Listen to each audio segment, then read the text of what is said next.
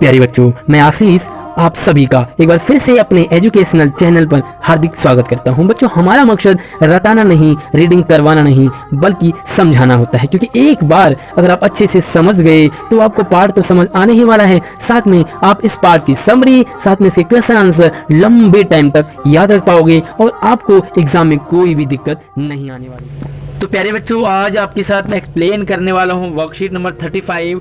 Date की बात करें तो 23 सितंबर की वर्कशीट है। सब्जेक्ट आपकी हिंदी और क्लास है 10th। ये नई कविता है हमारे लिए, अट नहीं रही है। तो इस पूरी कविता को हम एक्सप्लेन करेंगे, व्याख्या करेंगे और इसके क्वेश्चन आंसर भी आपके साथ डिस्कस करेंगे। क्योंकि नॉर्मली हम कविता के आंसर अक्सर छोड़ दिया करते, समझ नहीं आता है। तो यहाँ पर आप पूरी वर्कशीट को जरूर देखिए, वीडियो को आप लाइक कर दीजिए और चैनल को वीडियो के नीचे एक बेल आइकन है उसे प्रेस कर दीजिए, लाल बटन दबा करके सब्सक्राइब कर दीजिए, ताकि यहाँ पर आपको नई अपडेट, सिर्फ वर्कशीट ही नहीं बल्कि सीबीएसई की तरफ से नई अपडेट भी यहाँ पर मैं आपके लिए लाता रहता हूँ। तो चलिए शुरू करते हैं आज की वर्कशीट। अट नहीं रही है। अटना यानी कि समाना, फूले नहीं समाना। जब आप इतने प्रसन्न हो जाते हैं, खुश हो जाते हैं, तो आप क्या करते हैं? फूले नहीं समाते। आखिर ये प्रसन्नता किस चीज़ की है? तो यहाँ पर आप देखें कि बसंत ऋतु का यहाँ पर वर्णन किया गया है कवि के द्वारा। फागुन का महीना यानी कि होली के टाइम का जो महीना होता है वो बड़ा ही खुशनुमा होता है। तो आपको भी होली का त्यौहार बड़ा अच्छा लगता होगा, हमें कमेंट में ज़रूर बताइए। यहाँ पर हम बात करें कि जो फागुन का महीना है वो बसंत ऋतु का महीना होता है। और बसंत ऋतु, आहा क्या गजब का मौसम होता है। सब जगह हरे भरे, हरियाली हरियाली, रंग बिरंगे फूल खिलने लग जाते हैं। सब कुछ ऐसा लगता है कि जैसे प्रकृति बस नहा धो के दुल्हन की तरह बस सजी हो, ब्याह मंडप में तैयार हो, नव नवेली दुल्हन की तरह।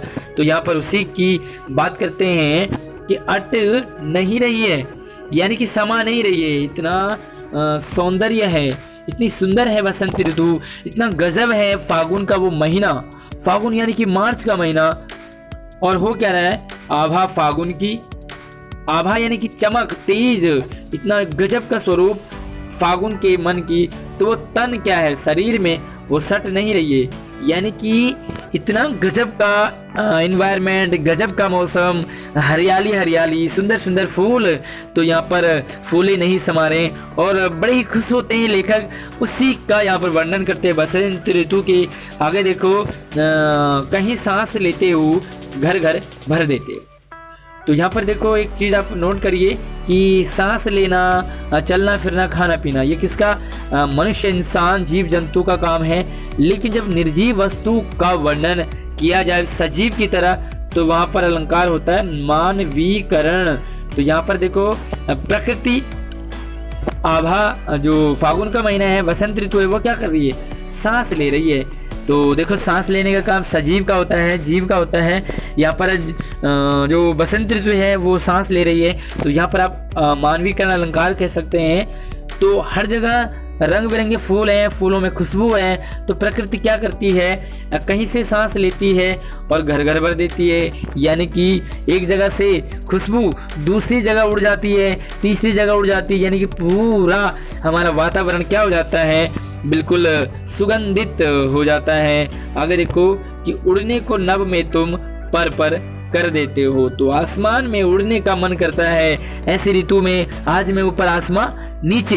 तो यहाँ पर देखो कि आसमान में उड़ने का मन करता है और वो पंख, ऐसे लगता है कि बस पंख हो प्रकृति तो उड़ने लग जाए। तो यहाँ पर देखो उड़ने को नभ में तुम, है ना?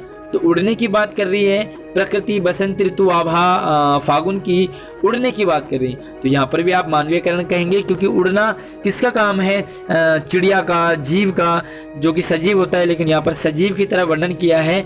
आगे देखो कितना सुंदर इन्वायरमेंट, मौसम, वातावरण कि आंख हटाता हूँ तो हट नहीं रही है। देखो जब कोई सुंदर सी चीज आपको दिखाई दे, सुंदर सा लड़का, सुंदर सी लड़की, सुंदर सा बच्चा, सुंदर से कपड़े, या कहें कि ओवरऑल कोई सुंदर या सुंदरी आपको दिखाई दे, तो उससे क्या आंख नहीं हटती है?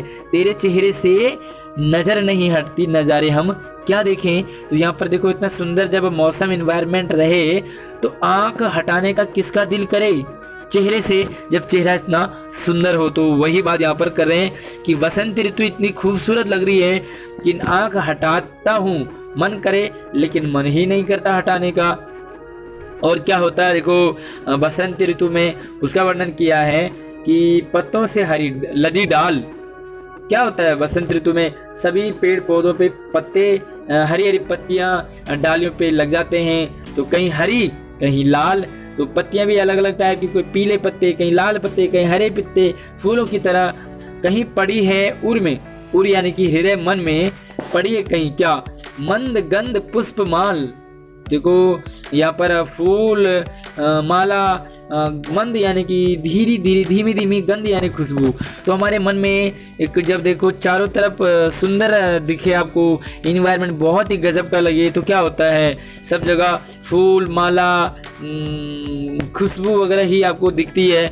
और होता क्या है उसमें, जब ऐसा इन्वायरमेंट हो, कहीं पार्क में आप घूमने गए हो, तो ऐसा मौसम देख करके आपको कैसा लगता है, आप हमें कमेंट करके जरूर बताइए। और जब इतना सुंदर मौसम हो तो पाट पाट शोभाश्री पट नहीं रही है, यानी कि तो प्रत्येक जगह जो है यहाँ पर शोभा यानी कि सुंदरता, खूबसूरती चारों तरफ फैली हुई है, पट नहीं रही है, यानी कि वो फिर से समा नहीं रहा हमारे मन में।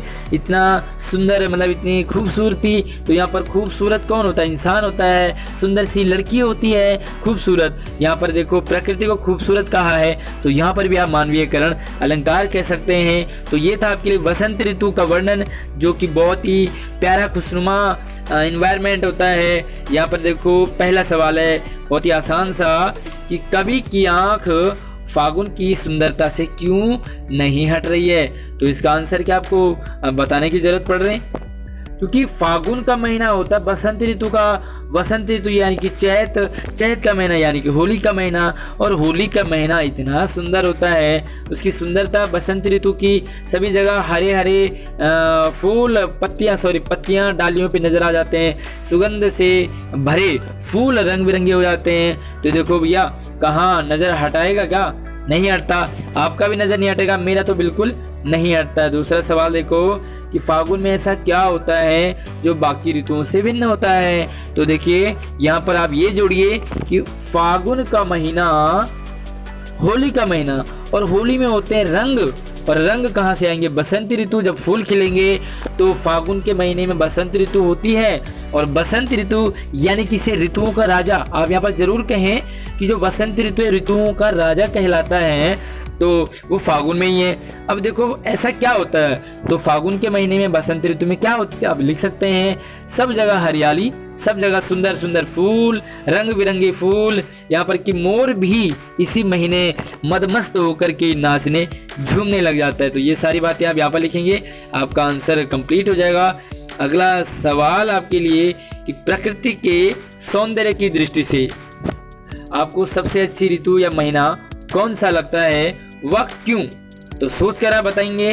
तो चलिए मैं आपके लिए थोड़ा सा सोच देता हूँ कि प्रकृति की दृष्टि से, सुंदरता की दृष्टि से, या ये कहें कि एक एज जब वो आती है यानी कि टीन एज में हमें सबसे अच्छी ऋतु अगर कोई लगती है तो बसंत ऋतु। वैसे तो छोटे बच्चों को भी बसंत ऋतु या यंग में भी बसंत ऋतु, आप हर ऋतु हर एज में अच्छी लगती है। तो यहाँ पर खास कर हम ये कहें कि बसंत ऋतु अच्छी लगेगी, आपको भी लग रही होगी, क्योंकि यहाँ पर सब कुछ मद मस्त कर देने वाला मौसम होता है। तो चलिए यहाँ पर आप थोड़ा सा अपने एक्सपीरियंस भी यहाँ पर आप जोड़ेंगे। चलिए अगला सवाल, जब प्राकृतिक वस्तुओं को जैसे पेड़ पौधे बादल आदि मानवीय भावनाओं का वर्णन हो, यानी कि निर्जीव जीवों का सजीव की तरह उन्हें दिखाया जाए, तो वहाँ पर मैंने पहले बताया आपको कि कौन सा अलंकार होता है, मानवीकरण। जैसे फूल हंसे, है ना, तो हंसने का काम फूलों का नहीं है बल्कि इंसानों का है। कलियां मुस्काई, इस तरह से हंसना और मुस्कुराना क्या है, ये मानवीय क्रिया है, इंसान करते हैं, जिनको फूलों और कलियों के साथ उपयोग किया है। तो ये वाला सवाल क्या करना है, अपने मानवीयकरण अलंकार के 2 एग्जाम्पल यहाँ पर छांटने हैं। तो चलिए मैंने आपको वैसे ही बताया था कि आप यहाँ पर देखो 2 ही एग्जाम्पल। तो कहीं सांस लेते हो, पहली लाइन यही लिख दीजिए आप, 1 नंबर डालें और लिख दो कहीं सांस लेते हो घर घर भर देते हो, पहली लाइन हो गई। और दूसरा आप देखो उड़ने को नभ में तुम पर कर देते हो। तो यानी कि उड़ने की क्रिया और सांस लेने की क्रिया दोनों क्या है, मानवीय करण है। तो यहाँ पर आप इस आंसर को लिख सकते हैं। अगला और लास्ट सवाल बहुत ही गजब की एक्टिविटी है। सूर्यकांत त्रिपाठी निराला जी ने ये कविता लिखी है, जो कि रचना के कलाकार है ना। इस कविता को लिखा उन्होंने।